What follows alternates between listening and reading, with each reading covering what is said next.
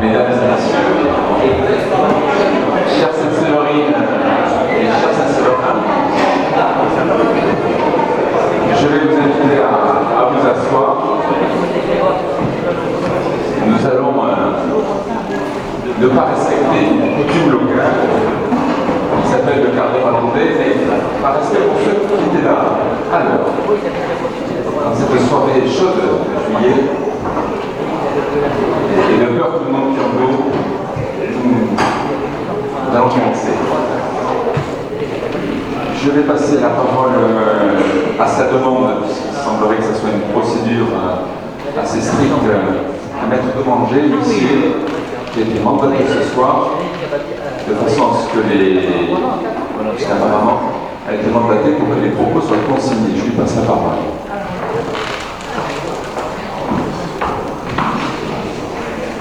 Bonsoir à tous.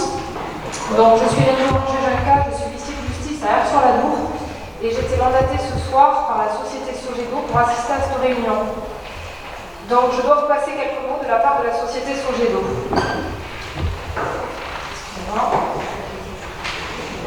Donc, à regret, la société Sogedo constate depuis plusieurs jours déjà la diffusion publique d'informations erronées et d'allusions graves susceptibles de porter atteinte à la réputation professionnelle de cette entreprise.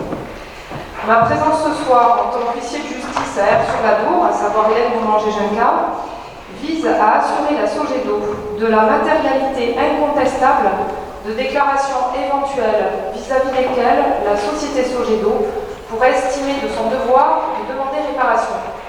Donc pour ce faire, je vais placer un micro qui va donc enregistrer la teneur de la réunion de ce soir. Merci de votre attention.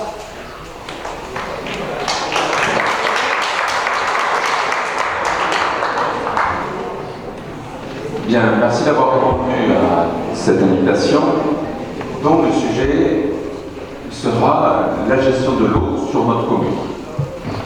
Nous allons faire une présentation relativement courte, qui a vocation à, au fond, dresser les grands contours de ce sujet, et derrière, nous consacrerons la plus grande partie de notre soirée à répondre à vos questions.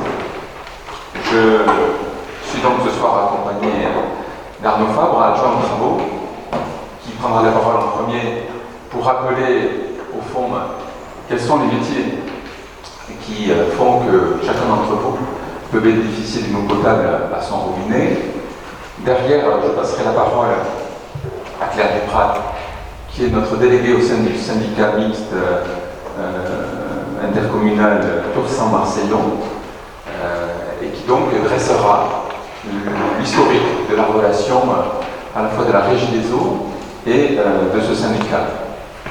Derrière, Elisabeth Brett, qui est avocate, qui est conseillère municipale déléguée aux affaires juridiques, évoquera les lois NOTRe et les lois Ferrand, sans lesquelles nous ne serions pas là ce soir, je dirais même plutôt à cause desquelles nous sommes réunis ce soir. Jacques Choulet est avec nous pour répondre à toutes les questions à caractère financier, si vous avez envie de poser des questions sur ces éléments-là, puisque c'est notre adjoint en finance. Et plusieurs parmi vous m'ont dit, mais qui est le monsieur qu'on ne connaît pas, qui est à la tribune? C'est Thierry Le Sur, consultant auprès de la mairie de Saint-Sevé, qui est expert auprès de la Cour d'appel de Pau sur les questions d'eau et d'assainissement, et qui a aussi une activité de conseil auprès principalement des collectivités locales, et à qui nous avons confié, voilà, plusieurs mois, un audit de notre régie et un accompagnement pour essayer de continuer à garantir un service public efficace de l'eau sur notre commune. Je passe de suite la parole à Arnaud Fabre. Merci, monsieur le maire. Bonsoir, mesdames et messieurs. Alors ce soir, on est réunis pour parler de l'eau, de la prestation de l'eau et de son coût. Je voudrais d'abord rappeler en liminaire qu'il y a une loi, la loi sur l'eau numéro 92.3, 3 janvier 92, qui pose comme article, en son article 1er, une phrase qui dit « L'eau fait partie du patrimoine commun de la nation ». Ainsi, le service public de l'eau que nous gérons vise à satisfaire l'alimentation en eau potable de la population saint-séverine et de garantir la santé, la salubrité publique et la sécurité civile. C'est son objet. Alors à Saint-Sever, lorsque vous payez votre facture d'eau, que payez-vous? Eh bien aujourd'hui, l'eau à Saint-Sever est fournie par le syndicat Tursan-Marseillon qui exploite le pompage de la source et le traitement de l'eau et nous la livre en deux points principaux. Le réservoir de Picoulan et le château d'eau d'Ontanière. Ainsi, nous jouissons d'une capacité de stockage de 1560 mètres cubes d'eau, ce qui nous permet d'éviter des coupures. Aujourd'hui, l'eau à Saint-Sever, c'est une régie municipale composée de femmes, d'hommes, dont la mission première, la mission de service public, est de gérer la distribution de ces deux réservoirs que je vous ai évoqués précédemment, Picoulan et Montanière, jusqu'au compteur de votre domicile. Aujourd'hui, l'eau à Saint-Sever, c'est plus d'1 million de mètres cubes mis en distribution au travers de 89 km de réseaux d'eau potable. Cela sillonne l'ensemble de notre ville. Elles sont entretenues, enfin ces réseaux sont entretenus par notre régie. Pour info, en 2018, c'est 340 mètres linéaires de réhabilitation de canalisation principale, c'est-à-dire que l'on a renouvelé, qui ont été faits, et ainsi que 400 mètres de branchement. Aujourd'hui, l'eau à Saint-Sever, c'est 2445 abonnés, vous, moi, et 22 industriels. Bien, mais merci Arnaud qui nous a vite dressé un peu le contexte. Il y a un historique relativement long, puisque la régie de Saint-Sever est une des plus anciennes de la commune. Je passe la parole à Claire. Je risque de vous ennuyer parce qu'effectivement c'est assez long et tout fait de date. L'histoire de l'eau à Saint-Sever. Le 13 février 1898 a lieu la création d'une régie municipale à Saint-Sever. Vous voyez, ça ne date pas d'hier. Le 1er mars 1946, la commune de Saint-Sever devient propriétaire de la source de Marseillon sur le territoire d'Audignon. Elle est propriétaire des terrains qui sont situés autour de la source. En 1952, la commune de Saint-Sever décide de construire le château d'eau d'Ontanière.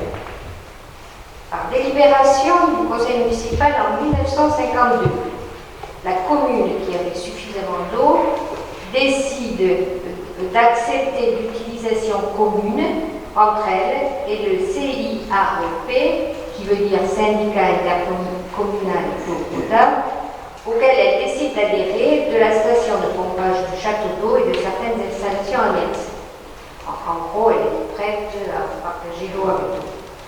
En 1954, par délibération du 5 février 1954 précisément, la ville cède gratuitement au syndicat l'excédent d'eau qui ne sera pas nécessaire aux besoins actuels de la population et futurs de ses usagers.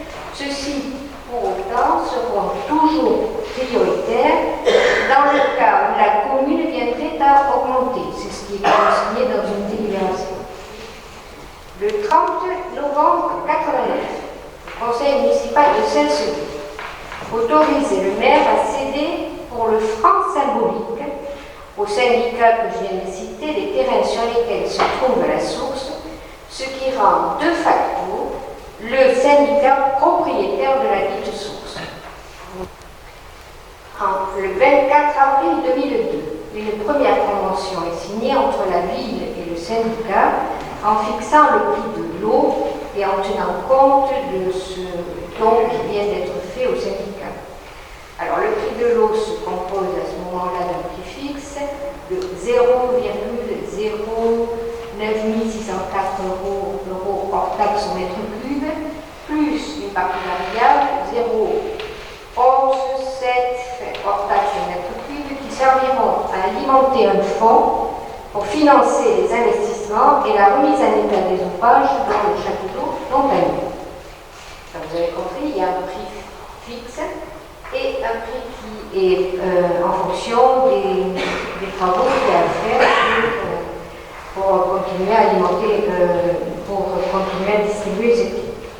Cette part variable de l'eau aurait dû conduire le syndicat à se préoccuper des travaux du château d'eau puisque les contribuables allaient assurer le financement dans le paiement de leur facture d'eau.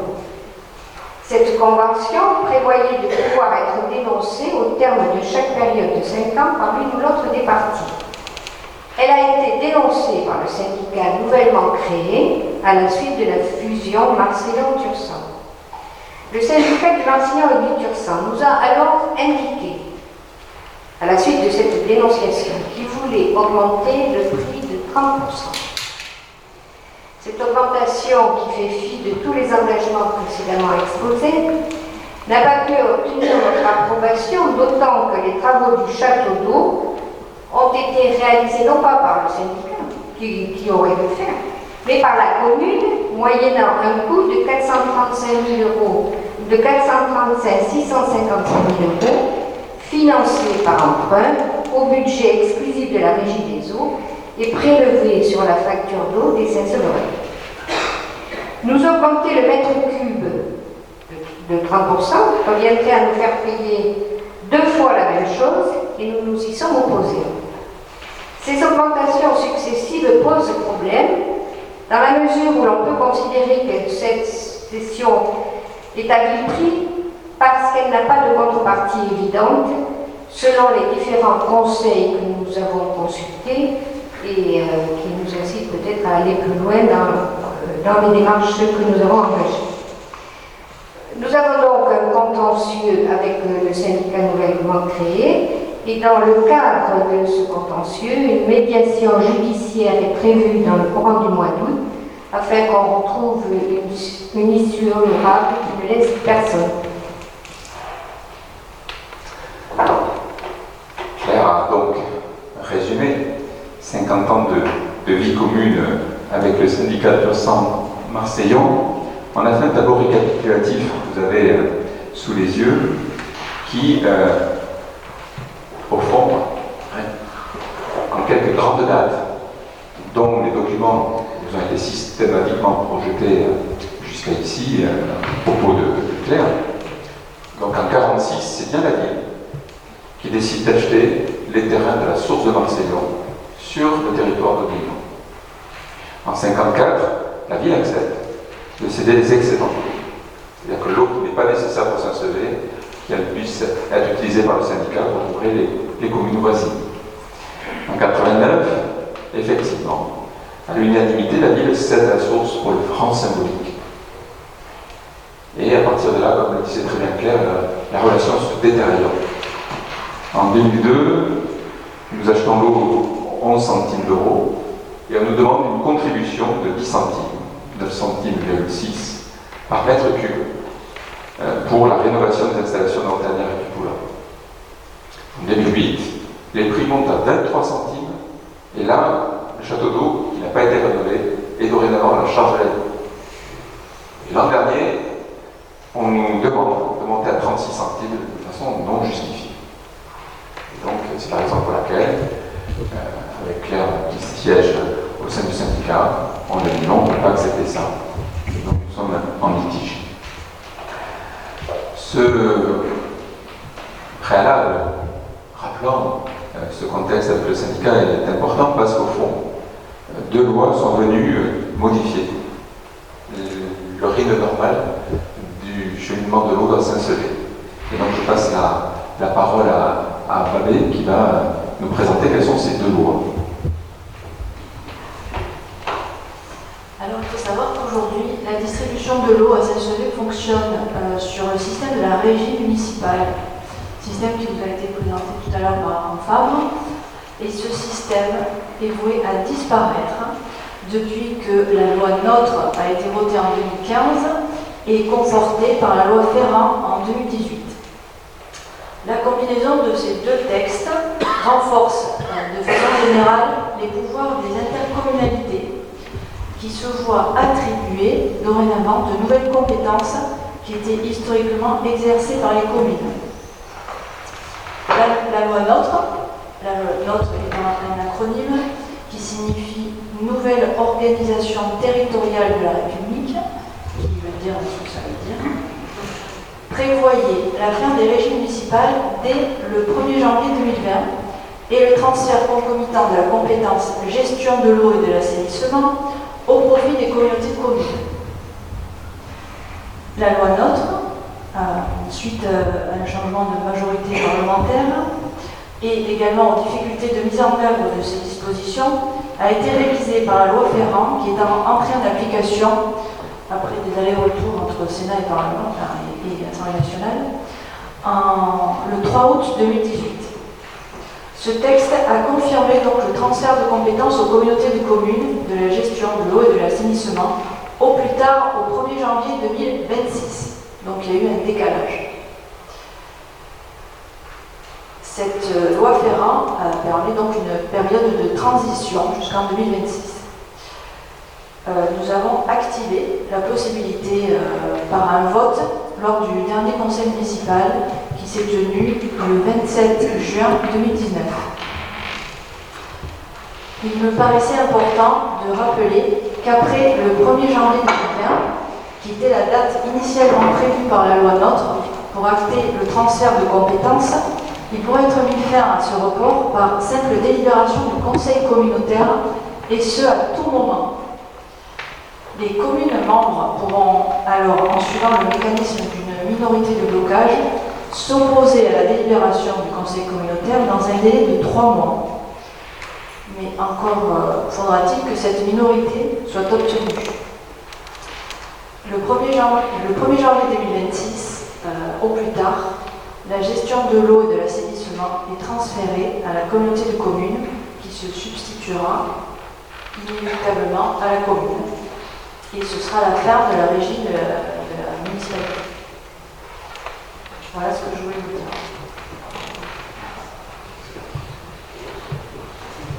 C'est un point essentiel. Si on mise ce point, on ne comprend pas pourquoi on s'est posé des questions sur l'eau. Sans la loi NOTRe référent, on serait resté en régie municipale. Et ceux qui vous disent que, au fond, le vote qu'on a eu le mois dernier permettait de garder les régies, mentent. La régie municipale à Saint-Sevé, comme partout en France, disparaîtra au plus tard, le 1er janvier 2026, et peut à tout moment, entre le 1er janvier 2020 et janvier 2026, être mis en cause par le conseil communautaire de Chalosse-sur-Saône, où on représente une commune sur 50. Il est important de rappeler qu'une majorité des communes sur ces 50 a voté pour dire on veut que l'eau et l'assainissement soient gérés au niveau communautaire. Il est important aussi de rappeler que l'an prochain, vous n'êtes pas sans savoir qu'il y aura des élections municipales dans chacune des communes, et cette minorité de blocage est possible de réunir aujourd'hui pourra très bien venir à ne plus être réunie l'an prochain.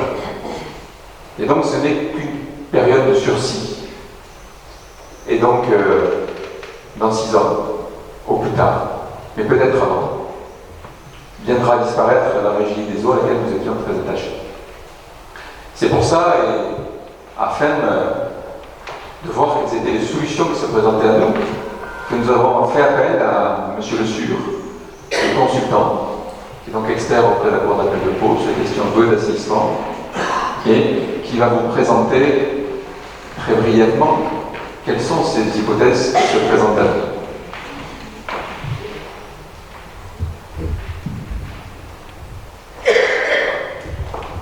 Bon, si tout fonctionne, je vais essayer de vous expliquer donc, quelle a été la mission que nous a confiée la ville de Saint-Sevé face à ce qu'on peut appeler le Big Bang territorial, c'est-à-dire ce grand chambardement, ce grand séisme qui survient dans tous les territoires ruraux, du fait de la loi NOTRe, qui n'a pas été voulu d'ailleurs par les élus locaux, mais qui n'ont pas pu s'y opposer malheureusement. Donc on a eu une mission d'audit qui nous a été confiée par la ville sur le service de l'eau avec 3 objectifs, 3 questions qui étaient posées. La première c'était qu'est-ce qui va se passer pour le prix de l'eau, comment on peut faire pour le maîtriser, comment on peut faire en sorte que les factures que vous payez, et on a vu tout à l'heure que vous avez pendant des années payé des factures qui ont servi à financer des choses qui n'étaient pas chez vous, qui auraient dû être faites pour le château de Montagnières. Comment est-ce que l'argent que vous versez peut être réinvesti bien sur la commune, dans le périmètre de la commune, parce que les besoins sont là, hein. Les réseaux que vous ne voyez pas sont sous terre, il y en a 80 km, comme ça a été dit tout à l'heure, et ils ont, comme nous, un jour de plus tous les jours, donc un jour il faudra les remplacer. Et enfin, troisième question et troisième objectif, aujourd'hui vous disposez à la mairie donc d'un accueil pour payer votre facture, pour faire votre demande, pour déposer une réclamation si haut et sale. Est-ce que ce service-là peut être maintenu et comment? Alors, il y a deux grandes hypothèses qui ont été envisagées. La première, c'était de dire on laisse filer. On laisse filer le transfert de compétences et donc on va se retrouver à la communauté de communes, mais qui pourrait recéder ça au syndicat du Marcillon-Tursan ou on pourrait transférer au CIEC. La difficulté, donc M. le maire l'a rappelé, c'est que vous avez dans ces instances-là une voix sur 50, voire au CIEC une sur 200 et quelques. Donc vous n'allez pas peser très lourd. Ça veut dire que les tarifs peuvent être revus sans que vous puissiez protester ou dire quoi que ce soit. Donc vos élus, les conseillers municipaux puissent dire quoi que ce soit et aider le poids pour essayer de l'éviter. Pareil, les investissements, donc vous êtes, vous, une commune urbaine, donc aujourd'hui, par habitant à Saint-Sevé, il y a 15 mètres de tuyaux à peu près en gros. Si vous allez dans le syndicat du Marcillon-Tursan, qui est essentiellement rural, vous avez 50 mètres de tuyaux par habitant. Donc, faites le ratio très vite, vous voyez que si chacun verse 100 €, il n'y a pas la même chose pour payer le renouvellement des tuyaux de part et d'autre. Donc si vous noyez tout ça, ça veut dire que vous allez être excédentaire, mais vous allez payer pour les autres. Donc vous n'avez pas la garantie que les investissements que vous financez en payant vos factures seront bien faits sur la commune. Et puis enfin, vous avez un accueil, vous bénéficiez d'un accueil, on peut vous l'enlever du jour au lendemain pour des questions de regroupement et le mettre ailleurs. Ça peut être à Jaune par exemple, puisque c'est le siège du syndicat, donc il faudra aller là-bas. Donc face à ça, qu'est-ce qui pourrait être fait? Donc on a rapidement envisagé la possibilité d'une délégation de service public. Alors, je voudrais donner quelques explications sur ce qu'est une délégation de service public, parce que j'ai entendu beaucoup de gens dire que c'était une privatisation. C'est une délégation, c'est pas une privatisation, ça veut dire que vous n'allez pas vendre votre patrimoine. C'est pas comme les aéroports de Paris qui risquent d'être vendus. Vous n'allez pas non plus d'ailleurs toucher d'argent, la commune ne va pas toucher d'argent par la délégation. L'entreprise qui pourrait venir ne va pas verser de l'argent pour racheter le patrimoine. Et puis, donc une délégation, ça n'est pas non plus un abandon, c'est-à-dire que c'est la commune qui gardera le contrôle et qui sera chargée de s'assurer que tout se passe bien. Alors qu'est-ce que c'est qu'une délégation? C'est tout simplement un contrat public qui est passé avec un opérateur qui peut être privé et qui peut aussi être public, comme une société d'économie mixte, ou une autre collectivité, puisque les syndicats, le CIEC ont été sollicités aussi, et qui se base donc un contrat qui va définir des obligations. Alors la première obligation, c'est bien sûr le prix qui va être payé pour assurer le service, et ce prix, il est contractuellement maîtrisé, c'est-à-dire que l'évolution va être définie par des indices économiques qui sont fixés par l'INSEE avant de signer le contrat. Ça ne peut pas déraper au-delà de l'inflation. Moins parce qu'on met en plus des garde-fous. La deuxième obligation du contrat, c'est d'obliger donc le titulaire du contrat à réaliser les investissements sur le territoire de Saint-Sevé. Ça c'est très important parce que des besoins, nous allons en avoir. Et enfin, la troisième obligation, c'est de faire en sorte que l'accueil dont vous bénéficiez aujourd'hui soit maintenu sur la commune, par voie contractuelle. Et si ce n'était pas le cas, il y a un système de pénalisation qui est prévu, qui est extrêmement lourd, puisque c'est plus d'une centaine d'euros par jour pendant lequel le service ne serait pas assuré. Vous voyez, c'est quand même un système qui crée quelques contraintes. Et enfin, et ça appartiendra à la commune ou à la collectivité qui récupérera entre 2020 et 2026, il faut assurer un contrôle annuel de la prestation qui est réalisée. Donc c'est un contrat, je dirais, presque de partenariat. Ce n'est pas une privatisation, c'est un partenariat qu'il faut monter et qu'il faut assumer. Donc délégation n'égale pas privatisation et n'égale pas abandon. C'est très important. Voilà. Avant de passer aux questions, je voudrais conclure en vous disant que j'entends les inquiétudes et les questions sur le sujet de l'eau. Et je voudrais réaffirmer qu'en la matière, nous n'avons qu'une idéologie, défendre l'emploi sur Saint-Sever et le pouvoir d'achat de vous, Saint-Severains. Sans les lois nôtres et Ferrand, qui mettent fin au régime municipal, nous n'aurions pas été amenés à lancer une délégation de service public pour conserver une gestion municipale et publique de l'eau. Nous sommes actuellement et jusqu'à la fin de l'été en phase d'analyse de l'offre déposée par la SOGEDO. Une réunion de la commission d'appel d'offres est d'ailleurs organisée la semaine prochaine et naturellement, je reviendrai vers vous pour vous tenir informé de l'avancée de ce dossier. Nous sommes également, et Claire l'a affirmé tout à l'heure, dans une période de médiation juridique avec le syndicat Tursan-Marseillon, avec qui nous avons un litige sur le prix d'achat de l'eau. Permettez-moi d'y revenir quelques instants. Il ne vous a pas échappé qu'en 2002, mon prédécesseur Jean-Pierre Dalle a consenti d'ajouter au prix de l'eau une contribution de 9,6 centimes par mètre cube achetée au Marseillon pour financer les rénovations du château d'eau d'Antanière et de la bâche de Bicoulan, qu'évoquait en début de réunion Marc.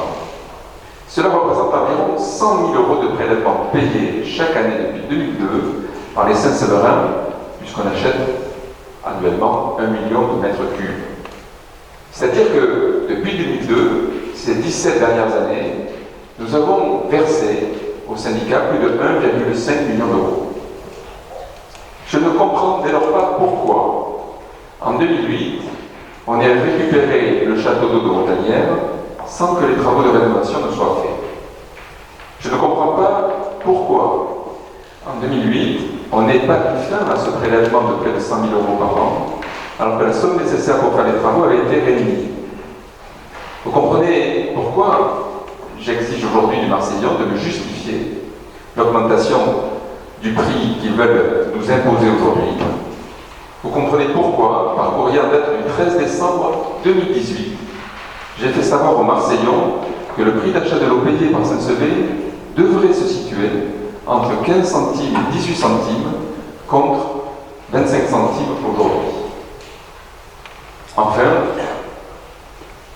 vous comprenez pourquoi nous ne devons pas accepter un transfert des compétences eau et assainissement au syndicat Tursan-Marseillon via la communauté des communes, telle que le prévoient les lois nôtres et Ferrand.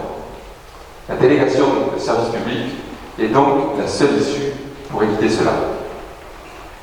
Lorsque nous acterons la délégation de service public en conseil municipal, dans les mois à venir, je proposerai que soit créée en même temps une commission extra-municipale de suivi de ce contrat de délégation de service public.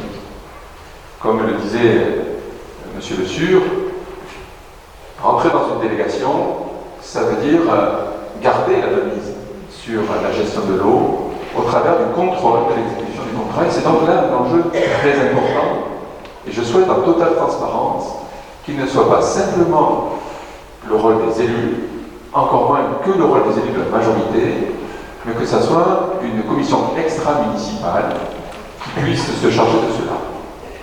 C'est pourquoi je soumettrai au conseil municipal que cette commission soit bien sûr composée du maire, de sa première adjointe, des adjoints aux finances et aux travaux, de notre adjointe déléguée aux syndicats Tursan-Marseillon, mais que puisse également y figurer 4 autres personnes, bien entendu un conseil municipal d'opposition, 2 personnes de la société civile qui connaissent le sujet de l'eau.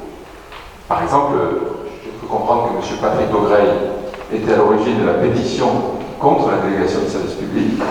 Je pense qu'il serait qualifié pour intégrer cette commission Moi j'ai envie qu'il y ait dans cette commission des gens qui aient de l'ardeur pour défendre vis-à-vis de l'entreprise retenue le fait qu'elle respecte ses engagements.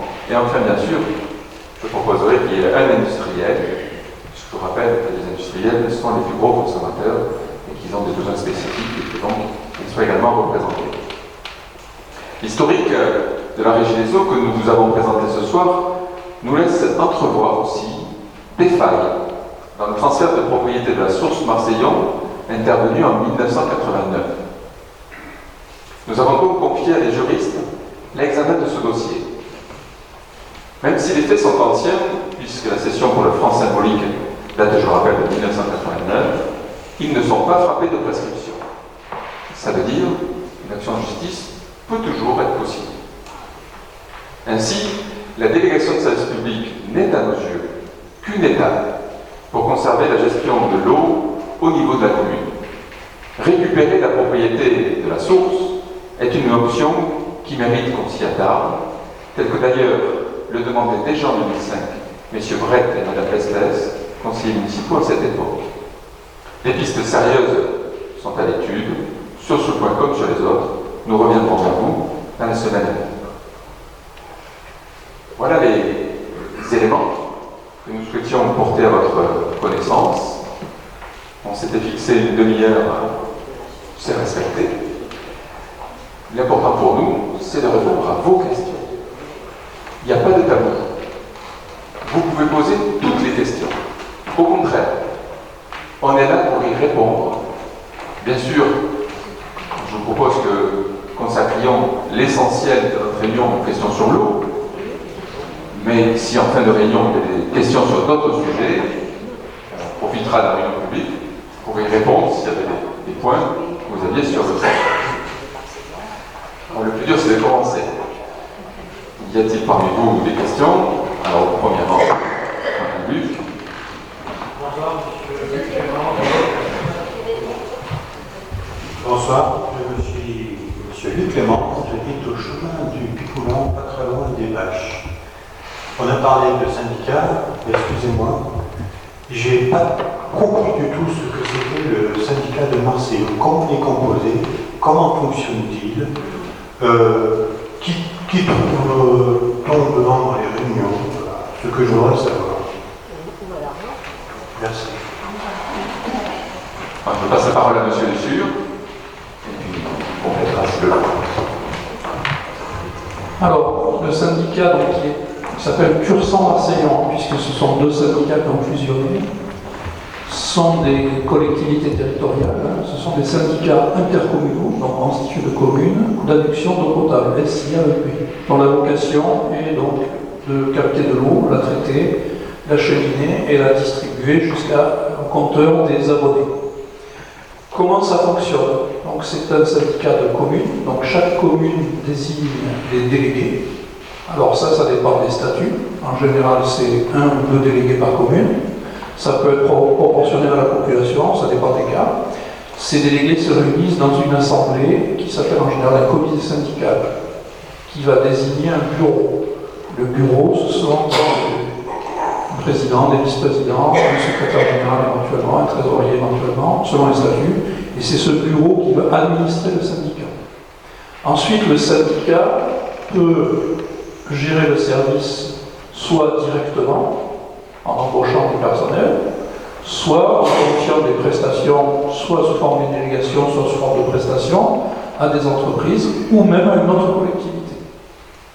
Donc voilà comment ça fonctionne. Donc le bureau du syndicat propose le budget tous les ans à l'Assemblée, au comité syndical qui le vote, et ensuite est chargé de l'exécuter.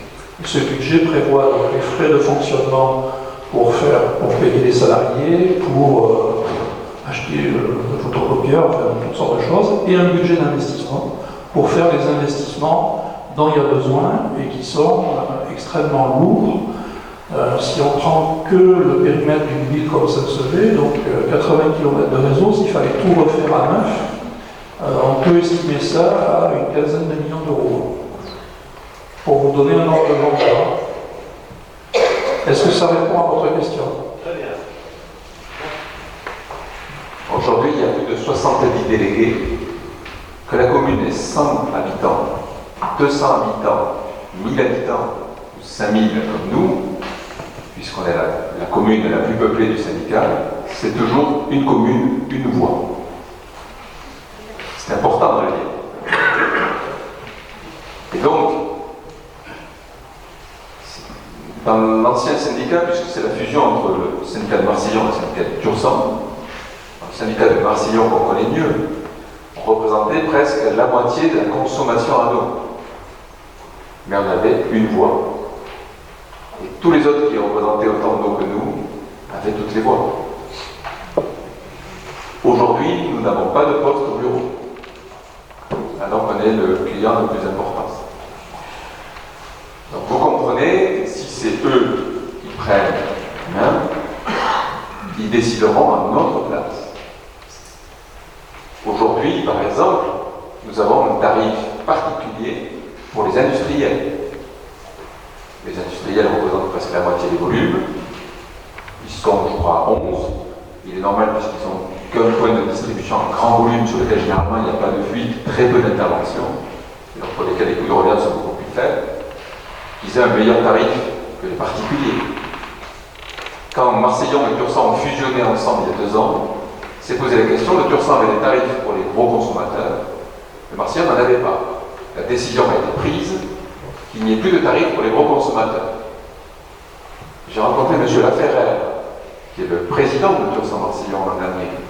Et j'ai rencontré M. Prouet, président de la communauté des communes, qui est aussi le premier vice-président de ce syndicat, qui ne trouve pas normal que les industriels aient un prix plus bas. Qu'est-ce que ça veut dire? Ça veut dire que du jour où le syndicat Tursan-Marcillon récupère notre régie, les industriels vont subir une hausse très importante. Et donc on met en péril nos abattoirs, on met en péril nos entreprises. Et à terme, on perdra des emplois.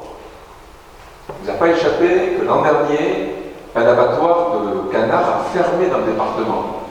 C'était Mugron et Saint-Sevé qui étaient en balance. L'abattoir de canards de Saint-Sevé a été maintenu, c'est celui de Mugron qui a fermé. Je ne voudrais pas que par des mauvaises décisions, on finisse à arriver à des résultats comme cela. D'autre part, il faut traiter les questions jusqu'au bout. Aujourd'hui, vous payez l'eau moins cher, vous particuliers sur Saint-Sevé, que les adhérents du syndicat Tursan-Marcillon dans les villages voisins. Dans un syndicat, il faut que tout soit sur un point d'égalité, donc on paye au même prix. Ça veut dire que du jour où le syndicat Tursan-Marcillon prend la régie, vous paierez plus cher l'eau. Le seul moyen d'éviter ça, c'est de lancer un contrat pour les 15 ans à venir, qu'on appelle une délégation de service public, qui nous permettra de définir ce qu'on veut sur Saint-Sevé pour les 15 ans à venir. Pascal.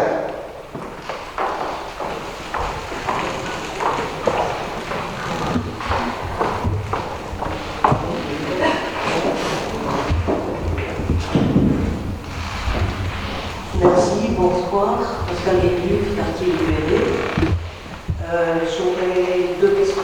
La principale, si j'ai bien compris, avec la loi NOTRe et son extension, il y a obligation totale pour les municipalités de transférer leurs charges de régie sur l'intercommunalité.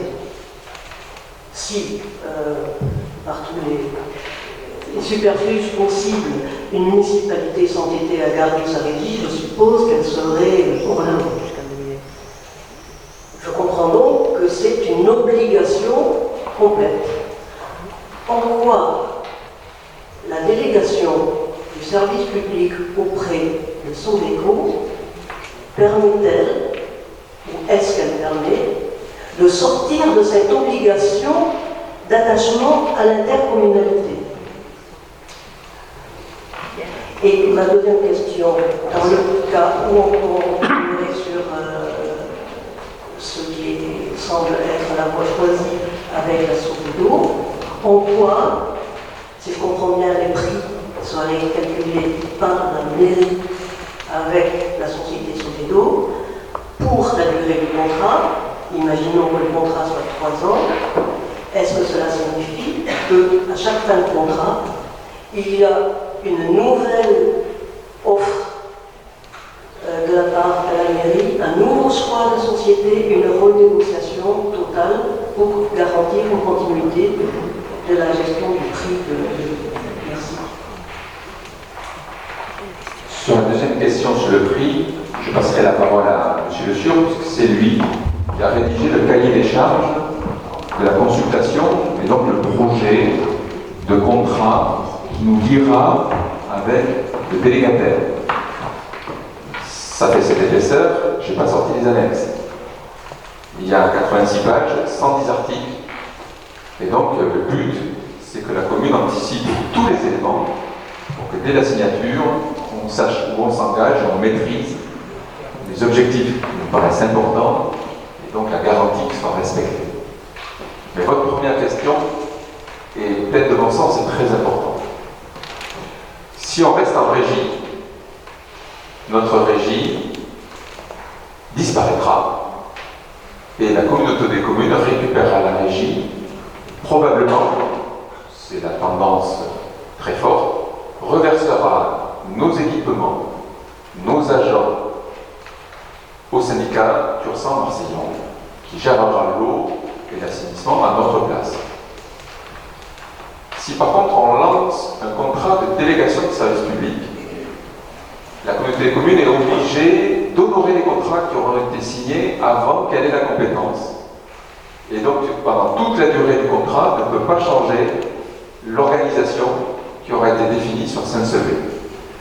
C'est pour ça qu'on est parti sur un contrat de 15 ans, de façon à ce que pendant les 15 prochaines années, de 2020 à 2035, même si la communauté des communes récupère toutes les régies partout, à Saint-Sevé, elle aura un cahier plein de chaussures.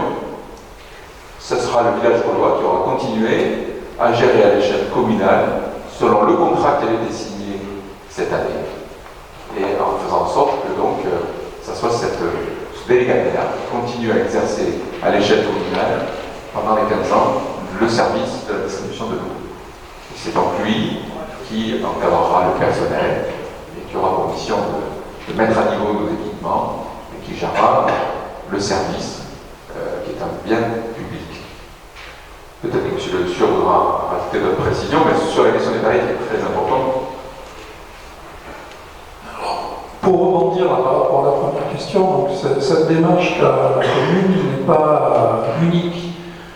Moi qui ai l'avantage de travailler sur pas mal de départements, je peux vous dire qu'il y a énormément de communes urbaines de taille moyenne, dans la tranche de 5 à 10 000 habitants, qui ont exactement la même démarche que la ville de Saint-Sevé actuellement.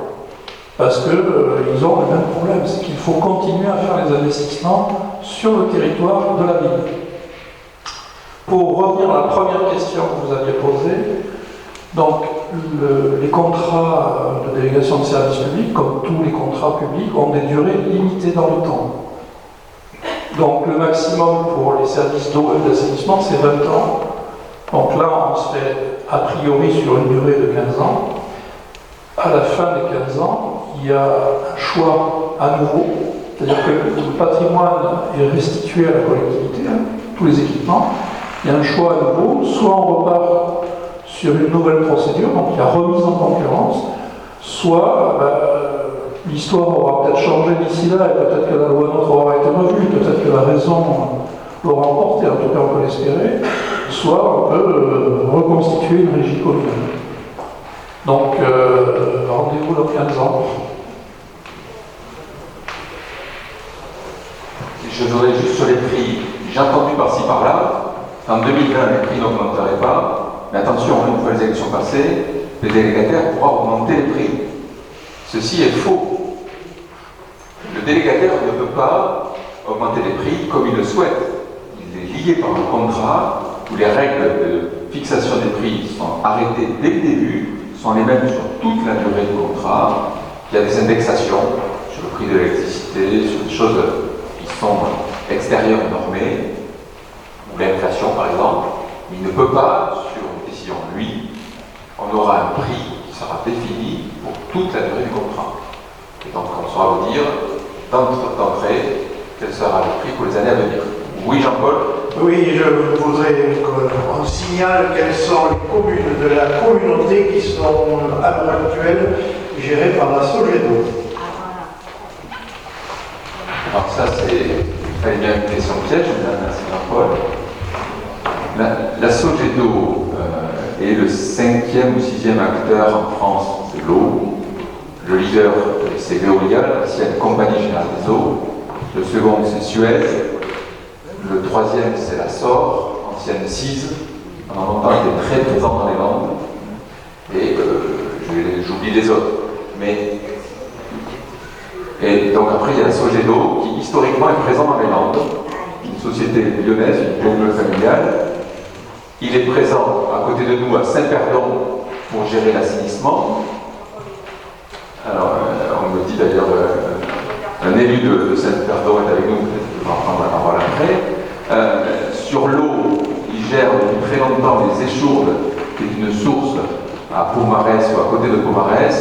Et à ma connaissance, Serrelouze, Casalis, Saint-Cricq-Chalos, peut-être Montmeuil, et le canton d'Amour, grosso modo, est desservi à nous par ce syndicat et par cette société, je veux dire, et réunie à l'Assemblée Générale la semaine dernière à Saint-Cricq-Chalos. Le syndicat des Échourdes a demandé à ce que la Sogedo soit prolongée de 3 ans de plus dans le contrat qui actuellement est en vigueur. Moi, je n'ai pas de remontée négative sur le service de cette société. Voilà. Alors, Madame Boniface. Oui, bonsoir. Et Boniface Demulet. Si j'ai bien compris, la propriété des sources est actuellement au syndicat Marseillon. Donc, que se passera-t-il après pour l'achat de l'eau par Sogedo si ça passe donc sur cette société pour Saint-Sevé?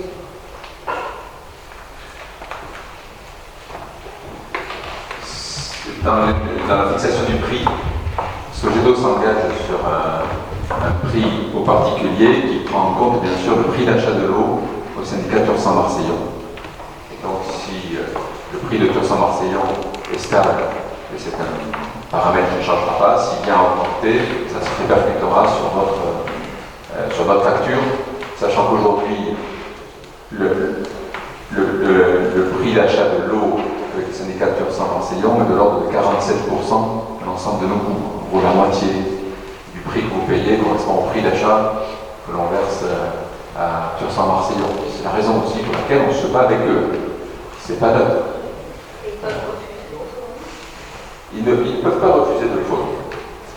Depuis un an, on ne paye pas les factures d'eau à Tursan-Marseillon. En accord avec la préfecture, on a provisionné les sommes correspondantes au prix de 25 centimes. Donc on a l'argent de côté. Nous ne le verserons que lorsqu'on aura un prix qui nous paraît correct. C'est-à-dire un prix justifié. Moi, je veux payer le juste prix. Nous souhaitons payer le pompage de l'eau, son traitement pour qu'elle soit potable, et son acheminement jusqu'à nos châteaux d'eau. Il y a 15 ans, 17 ans, on payait ça 11 centimes. Nous, on a fait une offre 15 à 18 centimes. Aujourd'hui, on le paye 25 centimes. Et on nous en propose 36 centimes. C'est plusieurs centaines de milliers d'euros de différence d'un cas de figure à l'autre. Et donc, on se battra jusqu'au bout sur ce dossier. Quel justificatif fournissent-ils pour valoriser cette augmentation, pour valider cette augmentation? Écoutez, nous contestons leur justification. Aucun. Nous leur demandons des éléments d'information. Depuis un an, ils ne nous fournissent pas. Nous avons fait des courriers d'avocats pour qu'ils nous fournissent leur grand livre avec les éléments d'information qu'on nous demande. Et quelque part, ils sont un peu habitués à ce qu'ils appellent eux l'esprit syndical, l'esprit de mutualisation. Une voix, une commune. Une commune, une voix. En gros, c'est pas parce que vous êtes une grande commune que vous devez être traité différemment y a un abus de position dominante aujourd'hui. Nous, on n'a pas d'autre source. On ne peut pas dire, on n'est pas d'accord avec vous, on va aller s'approvisionner à l'eau ailleurs. Sachant de surcroît que l'eau, avec le réchauffement climatique, va être une denrée de plus en plus précieuse, c'est un sujet très important. Y a-t-il eu ces 15 dernières années des investissements majeurs qui changeraient l'économie de la source de Marseillon? Non. Est-on sûr aujourd'hui qu'ils ne cherchent pas à nous faire porter des coûts qui, au fond, sont des coûts qui sont sur d'autres communes que la nôtre? Et bien, on a demandé une série d'éléments pour vérifier ça, ils nous refusent de nous les donner. Et donc, on est dans une médiation. J'espère que la médiation aboutira et que le bon sens l'emportera et le sens des responsabilités. En tous les cas, je préfère qu'on dise de nous qu'on est des casse-bonbons, qu'on n'est pas gentils, et que vous soyez convaincus qu'on défend les intérêts des Saint-Séverin, plutôt qu'on perce de belles histoires en disant tout va bien Madame la Marquise, et qu'on lâche l'intérêt des Saint-Séverin comme ça a été fait en 2008. En 2008, on a payé 600 000 € entre 2002 et 2008 pour financer la rénovation du château d'eau d'Ontanière, et on le récupère en 2008 sans que les travaux soient faits. Charge à nous de le faire. Mais c'est un scandale. On les a bien fait. Alors on les a fait après pour 435 000 €. Mais c'est pas normal. Et donc, quand on me propose 30% d'augmentation, je dis mais pourquoi? C'est la mutualisation. Voilà la réponse. Oui, monsieur Levé. Bonsoir. J'ai une question peut-être un peu à tiroir. Je vous prie de m'en excuser. Si j'ai bien compris, la loi NOTRe a rendu obligatoire la compétence de l'eau et de l'assainissement aux communautés de communes. Et c'est donc la communauté de communes qui délègue le service de l'eau au syndicat Marseillon Consort. C'est bien ça. C'est exactement ça. C'est-à-dire qu'en fait, la communauté de communes donne une délégation à un syndicat dans lequel la commune de Saint-Sevé n'a strictement aucune influence, ni même la communauté de communes,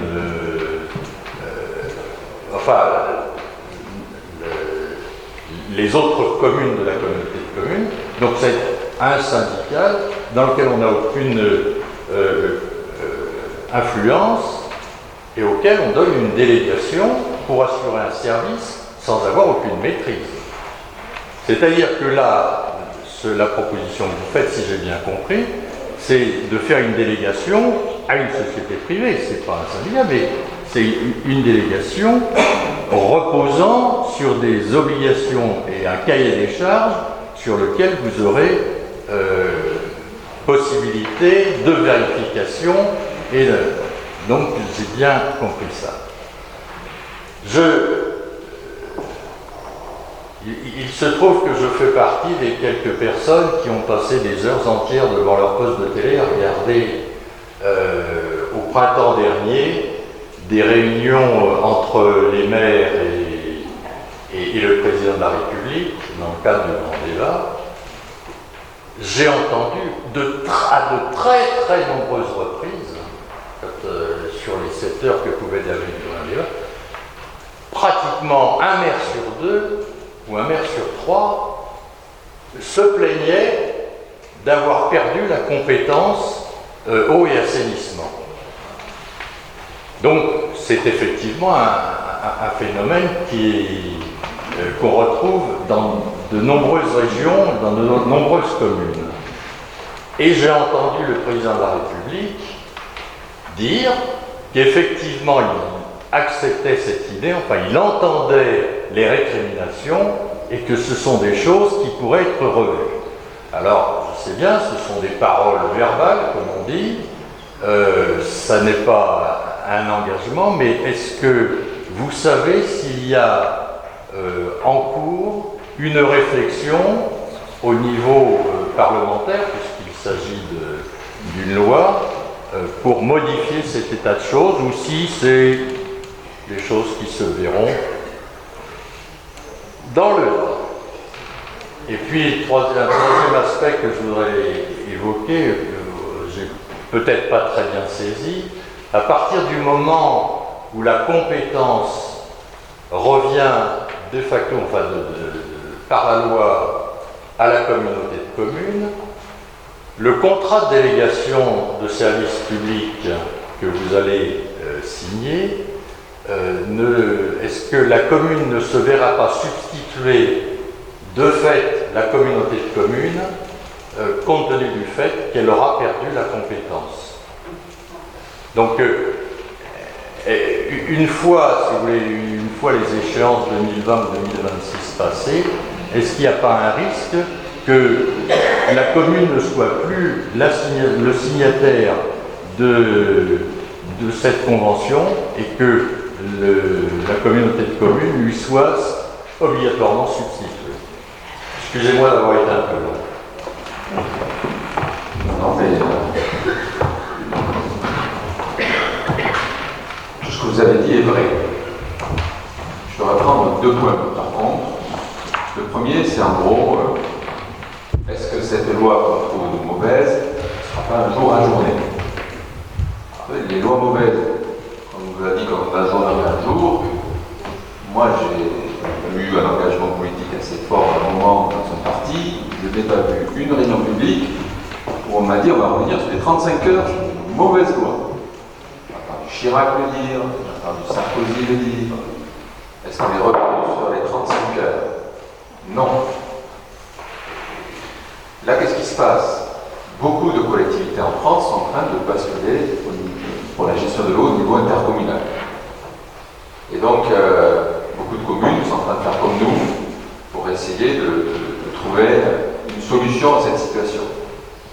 Moi, j'ai rencontré Gérard Larcher, le président du Sénat, il y a maintenant 2 ans, en pleine campagne des élections sénatoriales. Emmanuel Macron venait d'être élu. C'était en 2017. Et je me souviens de cette réunion à Biscarrosse où je posais cette question, la même que vous à Larcher, qui me disait « Ah, c'est bon, j'ai l'engagement du président sur ce sujet. Ils vont réviser la loi NOTRe pour les régies municipales d'eau d'assainissement. Il est conscient que la loi NOTRe n'est pas bonne et donc il va permettre de maintenir les régies municipales. » La loi Ferrand, 1 an après, a concrétisé cet engagement présidentiel auprès du président du Sénat. On a vu le résultat. Il a confirmé que c'était bien les communautés communes qui allaient absorber les régies municipales. Il a confirmé que ça allait démarrer au 1er janvier 2020. Il a offert une période de transition pour que les maires puissent attendre les élections sans que ça hurle trop dans les campagnes, jusqu'en 2026, mais en laissant la possibilité aux communautés communes, à tout moment, à partir de janvier prochain, d'y revenir dessus. Donc, c'est des promesses qui n'engagent que ceux qui les croient. Tôt ou tard, les communautés communes récupéreront partout en France, que ce soit dans les territoires ruraux comme dans les territoires urbains, la gestion de l'eau et de l'assainissement. J'étais lundi avec le maire de Bordeaux, on discutait de ces questions-là à Bordeaux. C'est la communauté urbaine de Bordeaux qui gère l'eau et l'assainissement, pas la ville de Bordeaux. Donc il ne faut pas espérer là-dessus. Et ceux qui vous chantent ça vous endorment, et je pense qu'au fond d'eux-mêmes, ils savent qu'ils vous mentent. Alors, le jour où la communauté commune récupère la compétence, c'est la communauté commune qui officiellement suivra l'exécution du contrat. Mais comme il ne concerne que Saint-Sevé, je pense qu'ils mandateront le maire, puisqu'au fond la communauté commune n'a aucun intérêt à suivre ce contrat, qu'il soit suivi par lui. Et c'est la même chose sur les syndicats de rivières. C'est officiellement les communautés communes qui envoient les délégués pour les rivières. Si ce n'est qu'on s'arrange, pour que nous on soit délégués sur la Gavasse et la Dour, pas le Louts, et que les communes qui sont sur le Louts, ce soit les communes qui ont le Louts, qui les traversent, qui siègent et passent en Saint-Sevé. Je pense qu'il y aura un matière de bon sens. Oui, monsieur. Bonsoir, monsieur Nano, habitant la cité Romano. Je voudrais poser une question. Le 1er juillet, dans l'après-midi, je me trouvais devant chez moi. Il y a un monsieur qui est venu avec des feuilles de papier. Il me dit vous savez que l'eau va être privatisée, voulez-vous signer la pétition? Je lui dis c'est quoi cette pétition? il me dit, moi je regarde la liste, je voyais qu'il y avait beaucoup de gens de Montano qui avaient signé. Je lui dis, mais vous avez des documents comme quoi ça va être privatisé, vous avez quelque chose à me présenter? Il me dit non, mais il me dit, si vous voulez payer l'eau plus cher, il faut signer. Moi, connaissant pas l'affaire de l'eau, j'ai signé, mais après j'ai reçu le courrier de monsieur le maire qui était très clair et net, ce qui fait que si j'avais reçu ce courrier avant la pétition, je n'aurais pas signé la pétition. Alors je voudrais savoir d'abord, cette pétition, pour moi, ça n'arrive à rien. Qu'est-ce que vous voulez que je vous dise? Ça va vous dire à rien. J'ai découvert, parce que on échange, on se rencontre, on fait sport ensemble, on se retrouve dans la chef de pain, donc au fond, rapidement, on sait ce qui se passe dans la commune. Monsieur le maire, vous avez privatisé la piscine. J'ai le droit à ça. La piscine, elle est municipale. C'est un agent de la commune qui gère l'accueil. C'est des agents de la commune qui gèrent chaque jour le traitement de l'eau. C'est les agents de notre commune qui ont fait les travaux de réhabilitation. Si vous avez des petits-enfants, je vous invite à y aller. Et à partir de lundi prochain, nous aurons le matin un maître nageur pour faire les cours de natation pour les enfants. Excusez-nous, on a 8 jours de retard par rapport à la fin de l'école, mais ça démarre lundi, puisque Yves-Marie Pépin, qui est notre maître nageur historique, je dirais, moi c'est lui qui m'a appris à nager, n'a pas renouvelé cette année à 1 an de sa retraite, ses agréments, et donc nous n'avons plus, en tant qu'agent de la ville, de diplômé capable de faire les cours. Et donc on a trouvé quelqu'un qui attaque lundi. La piscine, déjà, le premier mensonge, elle est municipale. Je ne parlerai pas du budget, on n'a jamais été sous tutelle, c'est moi qui continue à verser et à mandater toutes les dépenses. Le budget qu'on avait adopté, lui, a toujours été exécutoire, n'a jamais été retiré. Bref, je ne reviendrai pas sur ce sujet, si vous voulez qu'on en parle, on en parlera. Et sur l'eau, c'est la même chose. Même si je voulais privatiser l'eau, je ne peux pas. C'est interdit. Lié à la loi qu'évoquait tout à l'heure Arnaud. Les seules sources qui peuvent être privatisées, c'est les sources minérales.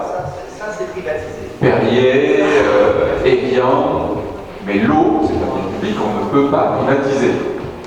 Donc voilà, moi si on me disait, Arnaud, est-ce que vous êtes contre la privatisation? J'aurais bien signé la pétition.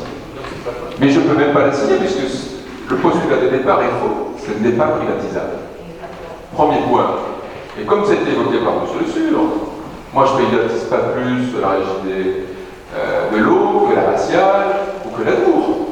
On reste propriétaire du château d'eau, de la Bâche du Coulant, de vos compteurs, de tous les canalisations. C'est nos agents de la régie qui vont continuer à travailler là. Voilà, on a un mode de gestion qui va évoluer. Aujourd'hui, 66% de l'eau livrée en France est gérée sous forme de délégation de service public, un tiers sous forme de régie directe. On va passer de l'un à l'autre, mais ça restera public. Et on le fait pour que ce que vous payez soit utilisé sur Saint-Sevé, de façon à ce qu'on évite aussi qu'on nous impose des augmentations de prix venant d'ailleurs, et tout ça par la faute de la loi. Donc, j'aimerais une campagne qui se fasse sur la vérité. Et j'ai l'impression que la campagne se fait plutôt sur des rumeurs, sur des mensonges, sur l'envie de salir.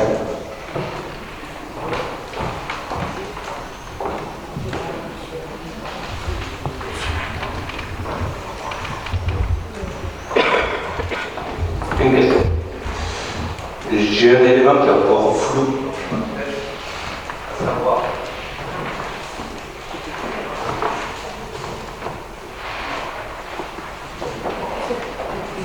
Ça va marcher, c'est bon. Un élément qui est encore flou dans ma tête. Nous sommes dans une situation où nous n'avons qu'un seul fournisseur d'eau. Si j'ai bien compris, le syndicat de Marseillon. Donc, Ma question est comment la Sogedo peut aujourd'hui nous garantir que le prix n'évoluera pas, sachant que le prix est fixé par le syndicat de Marseillon, qui, j'imagine, est en mesure de nous l'imposer, puisque il est fournisseur. Je pense qu'il peut argumenter. Il y a des gens qui valident les comptes, j'imagine aussi. Donc ça, c'était ma première question. Comment la Sogedo peut nous garantir que le prix n'évoluera pas face à un fournisseur qui devient unique? Ma deuxième question, vous avez parlé d'un appel d'offres qui a répondu, et je n'ai pas entendu parmi les possibilités une structure qui est départementale, qui je crois est le SIDEC, qui intervient sur d'autres communes. Alors je voulais savoir quelle était la position vis-à-vis du SIDEC. Voilà, c'était mes questions.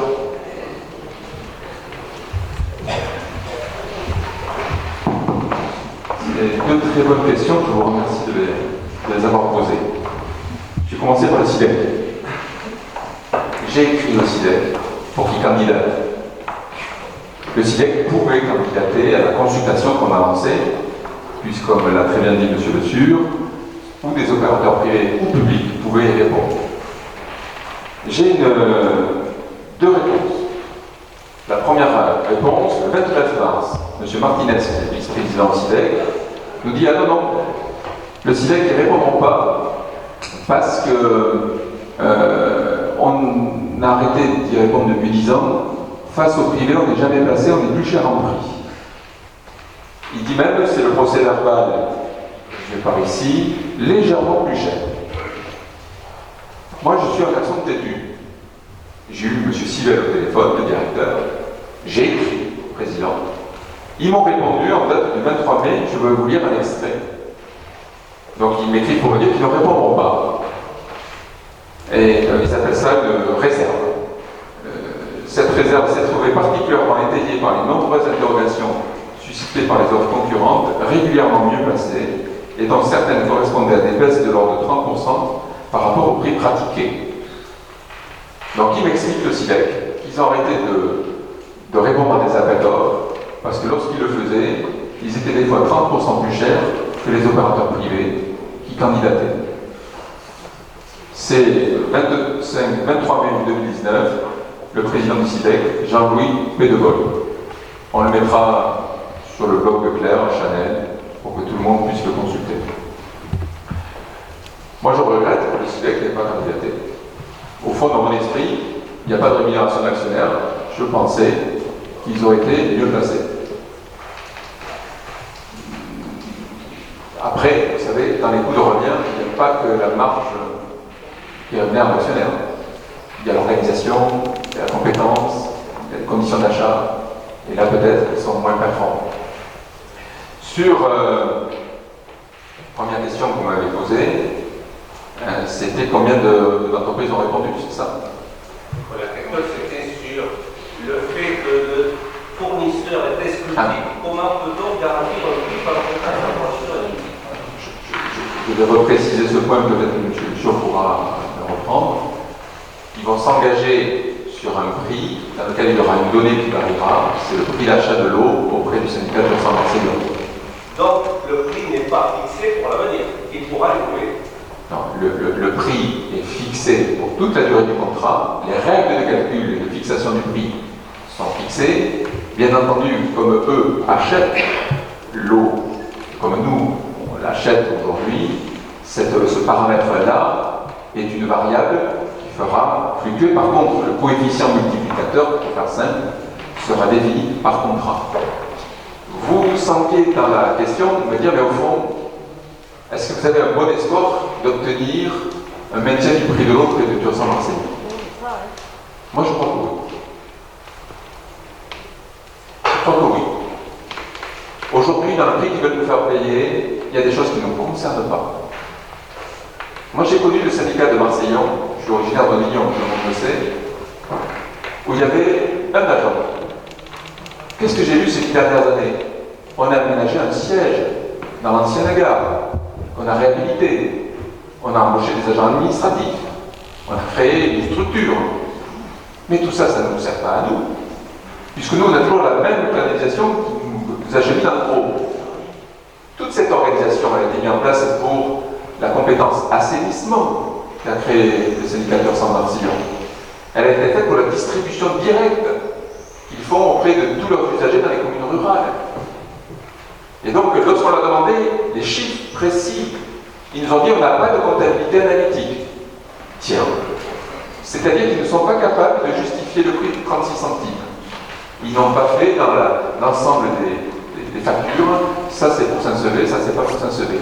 Moi on m'a appris à l'école la comptabilité analytique, et bien eux, ils nous font prix sans comptabilité analytique, ce qui n'est pas légal. Puisqu'ils ne peuvent pas nous vendre l'eau plus chère que le coût de revient. Ils ne peuvent pas faire de marge dessus. Et plus on creuse ce dossier, plus je pense qu'on a raison, je pense même qu'on peut-être qu'on l'avait trop cher avec 5 centimes d'euros. Voilà. Donc on va se battre. Et bien entendu, on essaiera d'avoir un prix ferme pour la durée la plus longue possible. Parce que moi je n'ai qu'un objectif, que vous m'avez confié en 2014, c'est défendre votre pouvoir d'achat. C'est défendre vos intérêts et défendre cette commune.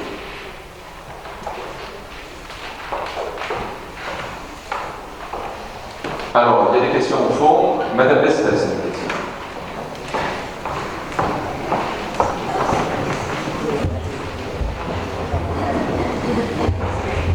La question est très longue, mais il y a des choses qui me choquent ce soir. Vous allez comprendre. Vous mettez à l'exergue la délibération de 1954. Je ne vois pas pourquoi vous ne parlez pas de la délibération de 51 et de 52 qui règle le problème dans ce que doit faire Marseillon vis-à-vis de Saint-Sevé. C'est-à-dire que Marseillon ne doit rien faire payer à Saint-Sevé sur les équipements et les investissements dont il autorise l'utilisation. Je dis bien, dont il autorise l'utilisation, qu'on ne parle pas de vente. Ensuite, je voudrais que l'on parle de Excusez-moi, Madame Bestel.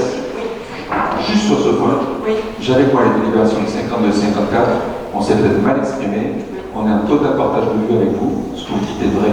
Ah oui, non, mais c'est capital. C'est non pas vrai, c'est capital. Et donc je vous confirme que nous partageons exactement ce que vous dites. On n'a pas le droit, une commune n'a pas le droit de vendre ce qui sert au bien public. Donc ce qui s'est passé en 89 par rapport au terrain, je pense que je trouverai, ou je dois trouver, ce n'est pas pour vendre la source, c'est pour la protéger, ce qui est complètement différent. Est-ce que vous étiez là au début de la réunion lorsqu'on a présenté le PowerPoint? Non, mais non, je n'étais pas là, et je n'aurais sûrement pas pu. Pourquoi je vous dis ça? Parce qu'on a présenté la délibération de 89. Oui, mais je la connais, la délibération de 89. Et on a évoqué... Je la lis en entier, la délibération de 89. Je l'ai aussi. Et ensuite, il ne faut pas regarder qu'à Saint-Sevé. Il faut regarder aussi à Marseillon. Il faut regarder ce qui se dit à Marseillon, et quelquefois c'est capital. Et ce qui est capital de 89 à 2002, ce sont les multiples assemblées où on a dit Saint-Sevé doit maintenant payer. Saint-Sevé doit maintenant payer. Ensuite, ce que vous ne dites pas, et pourtant vous le savez, de 51, où on a donné l'autorisation à Marseillon de pouvoir fonctionner, parce que sans Saint-Sevé, Marseillon n'est rien. On soit bien d'accord, sans Saint-Sevé, Marseillon n'est rien.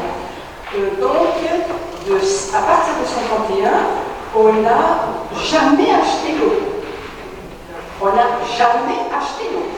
On a participé, comme c'est normal en tant que propriétaire, en partageant avec Marseillon ce qui devait être amélioré pour distribuer une eau potable ou pour donner plus de force, plus de pression à l'eau. On a partagé ces frais, mais on n'a jamais acheté l'eau. Il y a eu une première, et ça, il y a dans les archives des quantités de documents qui vont vous faire la force pour dire que jamais SACEB n'a acheté l'eau. Il y a eu une première convention en 89 qui a déterminé ce que devait faire le Marseillon contre une participation de SACEB à 50% des investissements prévus pendant 12 ans. SACEB a payé les 50% estimés. Je ne vais pas vous donner le chiffre, il est assez faramineux, mais je n'ai pas de me tromper entre les francs et les euros. J'en suis encore là. Donc, ça s'est passé. Les choses ont été faites. Alors, c'est quoi? C'est la protection, justement, ce qui a été entouré, là, le grillage qui a été mis. C'est l'histoire du charbon pour enlever l'anthracine. C'est à Auris, le château d'Auris, pour pouvoir avoir une eau meilleure, plus de volume, et puis relier ici. On a payé sur 50%. Et quand on regarde les budgets, ces 50%, alors déjà, la somme prévue, elle n'a jamais été atteinte. Jamais. Même les 50% en investissement n'ont jamais été atteints. Et le pire, ces investissements-là ont été couverts en totalité par les subventions européennes, françaises, de l'État français, de la région et du département. Donc nous avons payé sur quelque chose dont Marseillon a récupéré l'argent de par ailleurs. Mais ça, ce n'est pas acheter de l'eau, ça c'est participer à des investissements. Ensuite, il y a eu une fusion de Marseillon avec le Tursan. De quel droit? De quel droit? Parce qu'on ne peut pas fusionner deux syndicats, fusionner des actifs des syndicats sans demander l'autorisation aux propriétaires d'une partie de ces investissements, de ces équipements. On n'a jamais je n'ai pas entendu pendant les derniers conseils municipaux que vous ayez demandé l'autorisation, on vous ait demandé cette autorisation-là. Et enfin, je voudrais savoir, dans l'espoir de la délégation de services publics dont vous savez, M. le maire, je suis complètement contre, parce que c'est le lieu parfait de la corruption, et ça tout le monde le sait, ce n'est pas la garantie d'un prix moins cher, mais je voudrais savoir ce que va devenir le personnel de la régie de Soissons. Voilà. Je suis très en colère, là, un peu. Alors, voilà. je crois que vous n'étiez pas là au début de la réunion, puisque nous avons présenté les extraits des délibérations de 46 achats d'assaut par la commune sur le territoire de l'Union. Délibération de 52, délibération de 54, délibération de 89, de 2002, de 2008. On ne les a pas toutes prises, on a pris les principales. Et je peux vous témoigner que nous avons essayé d'exprimer la situation et je crois qu'on l'a défaite de la même manière que vous. C'est-à-dire qu'effectivement, en 54, ce n'est que le surplus d'eau qu'on n'utilise pas, qui est utilisé par le syndicat, grâce à notre autorisation, avec la contrepartie qu'il finance les modernisations des équipements. Et pour faire simple, au regard de tous ces éléments, nous pensons qu'il y a une possibilité juridique de pouvoir récupérer la propriété de la source parce que la vente de 89 francs symboliques est peut-être entachée d'illégalité. Nous irons au bout sur ce dossier. Sur votre dernière question, vous savez, des scandales sur la gestion privée, il y en a eu. Vous dites qu'il y a eu des scandales dans l'eau, c'est vrai. Des scandales dans la gestion publique, malheureusement, il y en a eu aussi. Quand je vois ces portiques qui devaient financer le prélèvement de l'écotaxe, où on a mis plusieurs centaines de milliers d'euros pour rien. Quand je pense qu'à Saint-Sevé, on a un exemple très simple, on a créé pour 430 000 € un terrain de beach, avec des gradins, avec un éclairage de nuit, alors que dans le même temps, on avait la piscine qui datait de 69 et qui était dans un état quasiment inutilisable. Je ne suis pas sûr que la gestion publique ne puisse pas des fois également être critiquée et critiquable. Là, moi j'ai une alternative qui est la moins mauvaise solution. J'aurais souhaité garder la régie municipale. La loi NOTRe et la loi Ferrand nous mettent de faire. Je ne pense pas que notre intérêt soit que notre régie soit absorbée par le syndicat Tursan-Marseillon, ce qui est le cas le plus probable si la communauté des communes récupère cette compétence. Ça peut arriver très vite, dès 2020. Au pire des cas, ça sera au 1er janvier 2026. Et donc cette délégation de service public est pour moi un palliatif, qui n'est pas parfait, mais sur lequel il n'y aura pas de magouille. On a fait un contrat avec 110 critères, sur lesquels, notamment, on a rajouté des éléments qui n'existaient pas dans les contrats il y a 20 ou 30 ans.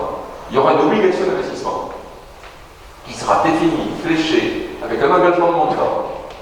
Voilà. De façon à essayer de garantir les intérêts de Saint-Séverin et surtout d'éviter des hausses de prix. Y a-t-il d'autres questions? Sur le personnel, excusez-moi. Nous avons aujourd'hui 5 personnels qui travaillent à temps plein à la régie et qui seront repris par le délégataire. Nous avons bien sûr reçu les agents de la régie des eaux en premier, avant de lancer la démarche, à 2 occasions, un comité technique paritaire. J'en retiens quelques idées simples. Aucun d'entre eux ne voulait aller vers le syndicat Tursan-Marseillon, où la fusion entre le Tursan et le Marseillon s'est traduite par beaucoup de départs d'agents du syndicat de Marseillon, parce que c'était une fusion très difficile.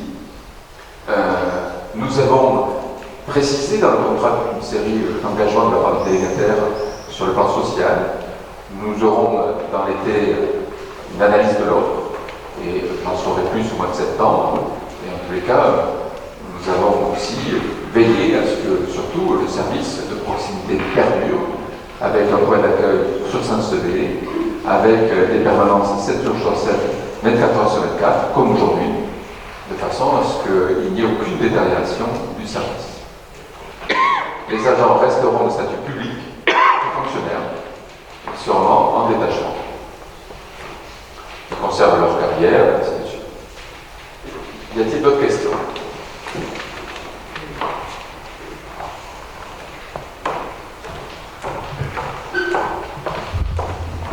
Oui, Henri Fumano de Gabaret. Je voulais poser une question. Si par miracle, la loi NOTRe était un projet, ou si la commune de Saint-Sevé récupère la source, quelle est notre, disons, possibilité d'action auprès de Sogedo ou autre prestataire, pour revenir en arrière?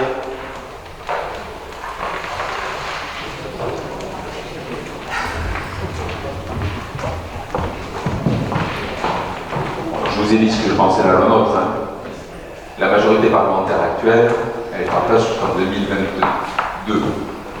On va pas se dédier là-dessus. La gauche l'a fait, le centre ne l'a pas abrogé. Notre parti reviendra dessus à un moment où quasiment partout, c'est les Comcom qui ont, des communes qui ont récupéré la compétence, moi je n'y crois pas. Sur votre question, je vais essayer de, si je me répète, mais si on récupère la source, on aura probablement une eau, un approvisionnement moins cher. Je vous dis que le coût de l'approvisionnement de l'eau est un des paramètres qui sera variable dans la fixation du prix. Et donc si on arrive à avoir un prix d'achat moindre, eh bien, ça permettra d'avoir un prix de vente qui soit plus modéré. Par contre, il y a un contrat. Ça veut dire qu'un contrat, il s'honore de sa fixation des contrats jusqu'au bout. Il y a des pénalités qui sont prévues en cas de non-suivi de ces obligations. Il peut s'arriver jusqu'à la rupture du contrat. Imaginons qu'il y a vraiment des défaillances majeures. La commune pourra rompre le contrat. Mais le but pour nous, c'est, dans un contexte où, au fond, l'eau a tendance à énormément évoluer en prix. Est-ce que quelqu'un sait l'augmentation de l'eau à Saint-Sevé en régie directe qu'il y a eu entre 2001 et 2013? Parce qu'on veut dire que le privé, ça va augmenter. Mais savez-vous, entre 2001, je demande à plus au fond de Jean-Bernard, est-ce que l'eau est restée stable? Est-ce qu'elle a augmenté? Si elle a augmenté, de combien? Elle a augmenté de 72%. Elle est passée de 98 centimes le mètre cube à 1,69 €. Nous, on l'a augmenté de 11% sur les dernières années. Enfin, donc les normes environnementales sont ce qu'elles sont. On aura sur ces questions-là sûrement des investissements importants à faire, et c'est pour ça qu'il faut qu'on garde la main au niveau communal. Moi j'ai l'exemple de communauté de communes, la nôtre, où on a transféré en 2004 les routes. Sur l'ancienne communauté des communes, on finançait grosso modo un tiers de la fiscalité, la moitié de la fiscalité, et nous avions un quart des routes. Entre 2008 et 2014, il s'est fait 8% des travaux routiers sur Saint-Sevé. Alors qu'on finançait la moitié des routes et qu'on en avait un quart, 8%. Et donc, il y a plein d'endroits où on essaie de rattraper le retard. Imaginez sur les réseaux qu'on ne voit pas l'intérêt. Où là, peut-être que pendant des années, on peut faire très peu de travaux et au final, ça peut vraiment générer de gros soucis. Donc, il faut qu'on garde la main sur les investissements à l'échelle communautaire. Y a-t-il oui, Madame de Saint-Palais. Quelles sont les réactions des autres communes adhérentes à ce syndicat marseillan? Alors, c'est une excellente question. J'ai eu le courrier le 22 mai du président du syndicat Pur Sang marseillan. Je vous lis la meilleure phrase.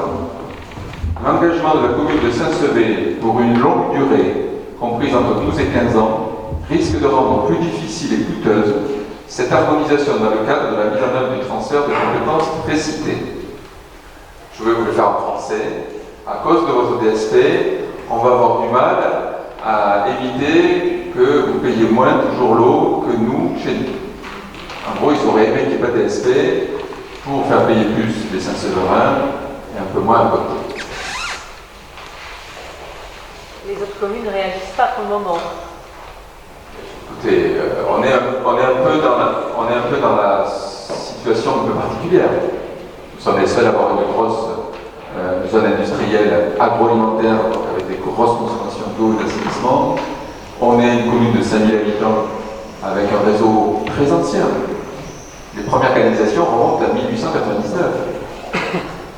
Bien sûr, des communes plus récentes, plus modernes, n'ont peut-être pas les mêmes niveaux de fuite que nous, les mêmes niveaux d'enjeu. On a ces Galigougne, ces portes, qui font qu'en matière d'assainissement, on a besoin de travaux importants. Donc, voilà, on ne peut pas comparer une petite commune rurale et une commune urbaine. Oui, il y a des questions de ta part. Bonsoir, Frédéric Rocher de Banos. Je suis intéressé par le sujet de l'eau et je pose la question dans un contexte où la France a pris des engagements en termes de réduction de consommation d'eau. Ça a forcément des répercussions sur la qualité et le traitement d'eau et donc du coup sur le tarif. Est-ce que cette délégation tient compte de ces évolutions-là et quelles sont-elles? On a signé avec la police de l'eau, c'est-à-dire avec l'État, au mois de ce printemps, un schéma directeur d'assainissement qui définit pendant 12 ans les travaux qui sont nécessaires pour améliorer l'assainissement à Saint-Sevé, pour faire simple, pour améliorer les performances de notre totalité, pour éviter qu'en cas d'orage, il y ait une partie des eaux usées qui partent dans la nature. Il y a des normes en la matière.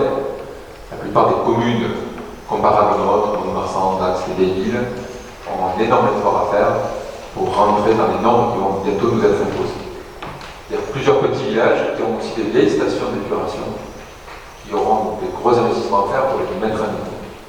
Ça, c'est pour l'assainissement. Sur l'eau, aujourd'hui, nous avons plus d'un tiers de l'eau que nous achetons qui part en fuite, qui ne nous est pas vendue alors qu'on l'achète. En 2018, on a acheté 1 million de mètres cubes d'eau, 1,19 million mètres cubes. On en a vendu que 665 000. Ça veut dire qu'on a plus de 300 000 mètres cubes qui sont partis dans la nature. On a là un effort à faire. Et en ce sens, les professionnels de l'eau ont des techniques que des petites régies comme les nôtres n'ont pas. Ils ont des technologies d'écoute pour rechercher les fuites dont nous ne disposons pas parce qu'elles sont très coûteuses et eux peuvent l'amortir sur tous les contrats qu'ils ont.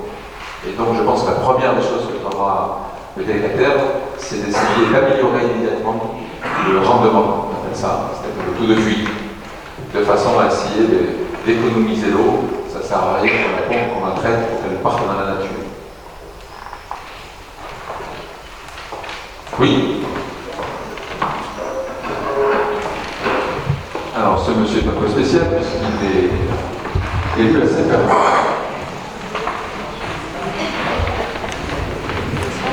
Alors oui, effectivement, je vais vous écouter avec attention, parce que les problèmes que vous posez ce soir, nous les sommes posés pendant ces dernières années. Pour faire court à Saint-Perdon, vous savez que Saint-Perdon fait partie de l'agglomération du Marsan, de Mont-Marsan, et que volontairement, nous avons avancé la date prévue, et que depuis le 1er janvier 2019, c'est la communauté des communes qui gère intégralement eau et assainissement. Il se trouvait par hasard qu'un an avant, c'est-à-dire au 31 décembre 2017, notre contrat que nous avions avec la Sogedo arrivait à terme. Donc il fallait renouveler. Alors on s'est posé la question, et avec la communauté, enfin avec tout le monde, qu'est-ce qu'on fait pour un an? Qu'est-ce qu'on fait? On reconduit simplement, ou est-ce qu'on va au-delà? On a étudié un petit peu tout. On a fait appel comme vous, on a fait un appel d'offres en disant qu'on va repartir pour 5 ou 10 ans, après tout pourquoi pas, rien ne nous l'empêche, et c'est ce qu'on a fait d'ailleurs à terme, et que nous avons eu la même surprise que vous, c'est-à-dire qu'il n'y a pas eu beaucoup de répondants. Et nous étions déjà avec la Sogedo, on était avec la Sogedo depuis une quinzaine d'années. Et dans le fond, on en est très content. Bon, mais on s'est dit on va offrir, et puis on a vaincu. Alors il faut dire que nous avions en fin 2017 contrat d'eau donc fourni par la Sogedo, et puis l'assainissement, parce que nous avons une station d'épuration qui était encore récente, elle avait 7-8 ans, et c'était nous qui l'exploitions directement, mais avec, parce qu'on a besoin de professionnels pour faire ce genre de choses, avec l'assistance technique du SIDEC.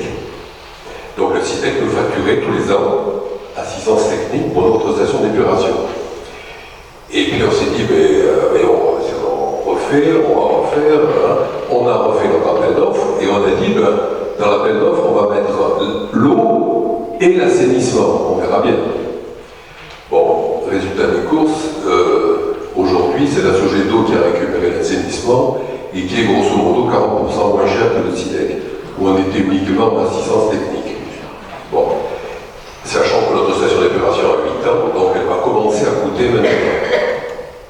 On a déjà remplacé une pompe déjà, et puis on sait que dans les 5 ans qui viennent, il y aura d'autres choses à remplacer. Bon, voilà, ça c'est pour la situation, donc qui est différente de la vôtre, mais un peu comparable, puisqu'on savait qu'on allait basculer dans le giron de la communauté de communes, c'est ce qu'on a fait. On a renouvelé notre confiance à la Sogedo, et c'est la communauté de communes aujourd'hui, par l'intermédiaire de la régie, enfin ça c'est de la régie de la communauté, mais ça c'est autre chose, et qui, donc le contrat que nous avons signé a basculé, tout simplement, auprès de la régie. Et auprès de la régie communautaire, on a déjà eu une première réunion uniquement de concertation, etc. Et ça se passe bien, enfin, on n'a pas de soucis de ce côté-là. Tout à l'heure, je vous ai entendu parler du prix, juste, puisque j'habite Saint-Perdon, sur ma dernière facture, on achète l'eau 1,23. Voilà. C'est juste, je ne sais pas si c'est beaucoup plus, beaucoup moins, j'en sais rien, mais voilà. Les relations avec la Sogedo que nous pouvons avoir, on a dans le contrat que nous avons signé, et qui est parfaitement respecté, ils ont, je crois, 1 heure ou 1 heure et demie, je me souviens plus, de temps, c'est-à-dire si jamais on a un incident, on a une panne, etc., ils s'engagent à être là, si mes souvenirs sont bons, c'est dans l'heure qui suit. Ils ont des gens un petit peu disséminés. Les relations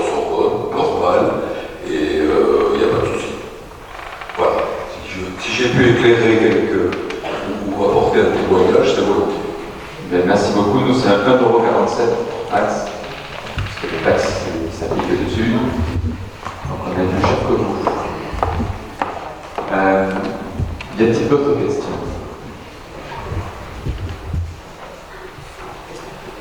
Y a-t-il des questions sur d'autres sujets que l'eau?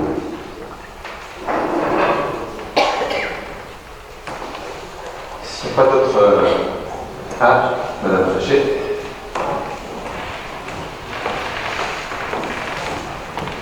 J'ai entendu parler qu'il y avait un petit problème avec l'école Saint-Thérèse. Est-ce qu'on pourrait nous éclairer un petit peu, s'il vous plaît?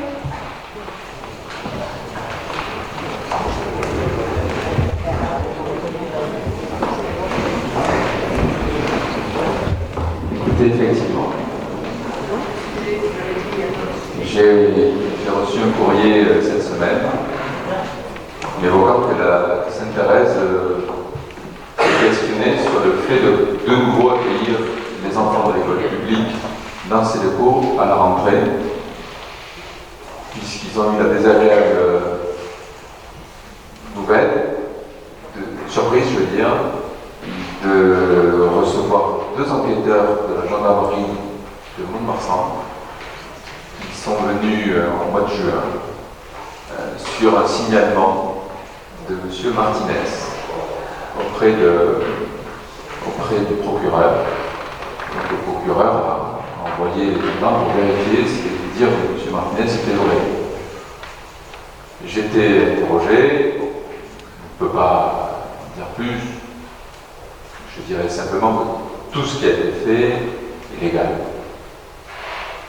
Nous avons mis en place une convention entre Sainte-Thérèse et la mairie, une forme de bail, si vous voulez, pour officialiser les parties qui étaient confiées à la commune. Nous avons fait quelques travaux pour remettre en fonctionnement des toilettes, pour boucher des trous dans la cour pour que les enfants ne tombent pas, pour mettre en ordre quelques prises électriques, un peu de peinture dans les couloirs qui était vraiment pas jojo, et avec des porte-manteaux. Et tout ça est légal. Ça a été validé par l'inspection d'académie, par nos assurances, puisqu'elles ont été prises en charge par l'assurance. Et nous avons cherché dans tout ça une chose, c'est servir nos enfants. L'école collée dans la nuit de la rentrée, 8 jours plus tard, le lundi suivant, la rentrée se faisait, donc au fond la moitié, un peu plus, 4 classes, à Sainte-Thérèse. Je rappelle que Sainte-Thérèse nous a mis ses locaux à disposition gratuitement, assumant eux-mêmes le chauffage, l'eau, l'électricité. Je rappelle que c'est Sainte-Thérèse qui, le matin de l'incendie, nous a appelé pour nous dire « Nous avons des locaux qu'on n'utilise plus. Peut-être pourrait-il vous servir ». Je rappelle qu'avec Sainte-Thérèse était très ouvert d'esprit, je voudrais les remercier, pour au fur et à mesure améliorer les conditions d'accueil. Ils nous ont libéré une cour à l'arrière pour nos enfants. Ils nous ont libéré des pièces qui ne nous occupaient pas en rez-de-chaussée pour faire l'accueil périscolaire. Ils ont accepté qu'on revoie le système de circulation et qu'on passe dans leur cours, par l'installation d'un grillage, pour que, avec tout le trafic qu'il y avait, on fasse un demi-tour au bout de l'allée du Carmel. Et M. Martinez les remercie en faisant un signalement mensonger pour envoyer une inspection de la gendarmerie pour dire à qui au fond? Pour dire au maire, à la municipalité. Mais au final, mettant en mal une école privée qui a été très généreuse. Donc on est très embêtés. J'espère que le procureur de la justice pourra rendre un avis le plus rapidement possible, de façon à ce qu'on puisse avoir nos enfants accueillis là-bas. Sinon, j'aurai dans l'après-midi la direction de l'académie, il faudra qu'on envisage pour la rentrée une autre solution. Et je crains que les solutions, il n'y en ait pas sur Saint-Sevé.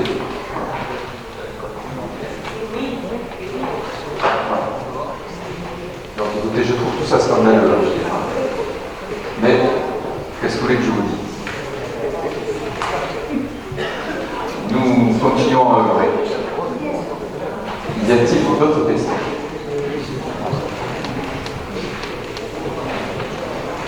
S'il n'y a pas d'autres questions, je voudrais conclure sur un point. Vous avez eu la gentillesse tout à l'heure de dire la vérité. Des gens frappent à votre porte pour faire signer une pétition qui met en avant des éléments mensongers. J'ai vu circuler également des personnes qui mettent,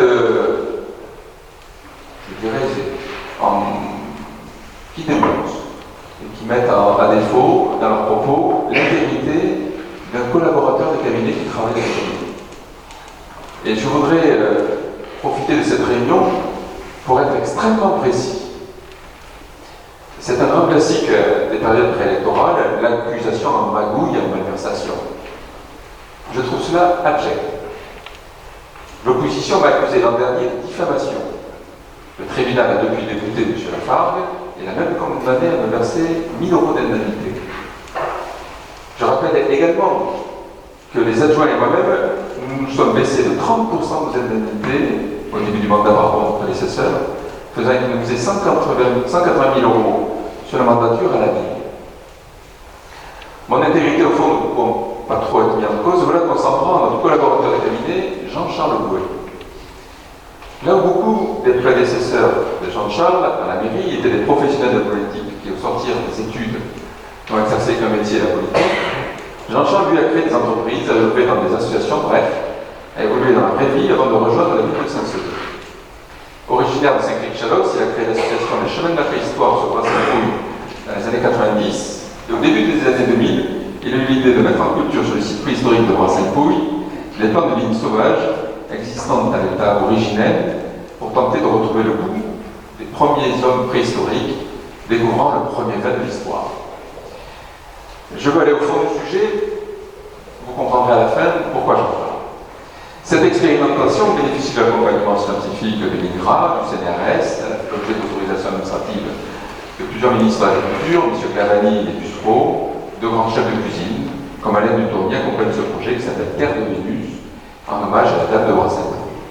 Cette expérimentation agronomique a fait l'objet de plusieurs reportages sur Sud-Ouest, sur Télématin sur France 2, sur les carnets de Julie sur France 3 et d'autres reportages télévisés. Doit-on faire le reproche aux collectivités et aux entreprises du territoire de mettre en avant une initiative aussi originale? Eh bien, M. Martinez, sur un post Facebook, fait le reproche à la Sogedo, qui distribue l'eau sur Saint-Fouille, d'avoir relayé il y a 4 ans un reportage de France 3 datant de 2011 qui met en avant Jean-Charles Bouet. Ce que ne vous dit pas M. Martinez, c'est que dans la même rubrique du site de la Sogedo, vous trouverez des centaines de reportages du même ordre sur la cité gastronomique et du vin de Dijon, sur certains des plus beaux villages de France, bref, sur plusieurs des communes où ils interviennent puisqu'ils essayent de mettre en lumière les belles réalisations des territoires où ils travaillent. Ce que ne vous dit pas M. Martinez, c'est que le département des Landes fait exactement la même chose. Je vous invite à aller sur le site internet du département et vous découvrirez comme moi une revue de presse du département des Landes sur le Festival international de la céramique porté par le département où Jean-Charles Bouet, le 7 juin 2014, a animé à Artus une conférence sur les vins de la préhistoire. Et donc, si je raisonnais comme M. Martinez, je devrais donc en conclure qu'il y a une collusion entre l'exécutif du département et M. Bouet, puisqu'il accuse M. Bouet d'être en collusion avec la Sogedo, et donc M. Bouet serait une forme d'évidence grise au service du département, infiltré au sein des services de la mairie. C'est un agent double, je vous le dis.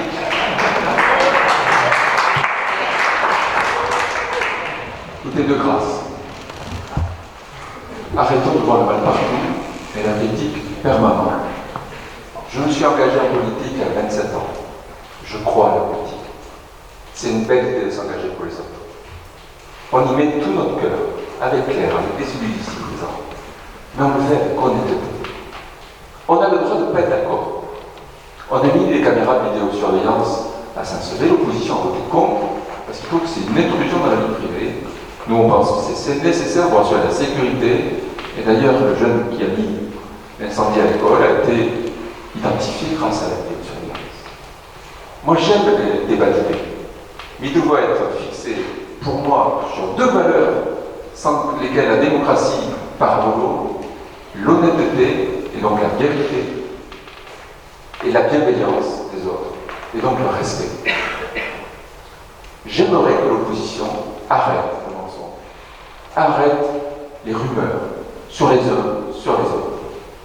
Jean-Charles Gouet est quelqu'un d'honnête. Jean-Charles Gouet ne participe pas à la commission d'appel d'offres. Jean-Charles Gouet n'a aucun rôle dans la procédure l'eau. Une société privée qui œuvre sur Saint-Pouille a relayé un reportage qui est sur YouTube de 2011. Ils l'ont fait en 2015. Il y aurait là une collusion. Tout ça n'a ni queue ni tête. Il me semblait nécessaire de le dire. J'espère que la campagne se fera sur des idées. J'espère que la campagne se fera sur des projets. J'espère que la campagne sera au service des uns et des autres. En tous les cas, c'est ce qui nous aide. Je vous remercie de votre présence, de vos questions, et soyez convaincus d'une chose, en matière d'eau, on n'a qu'une idéologie. Essayez de vous défendre, de défendre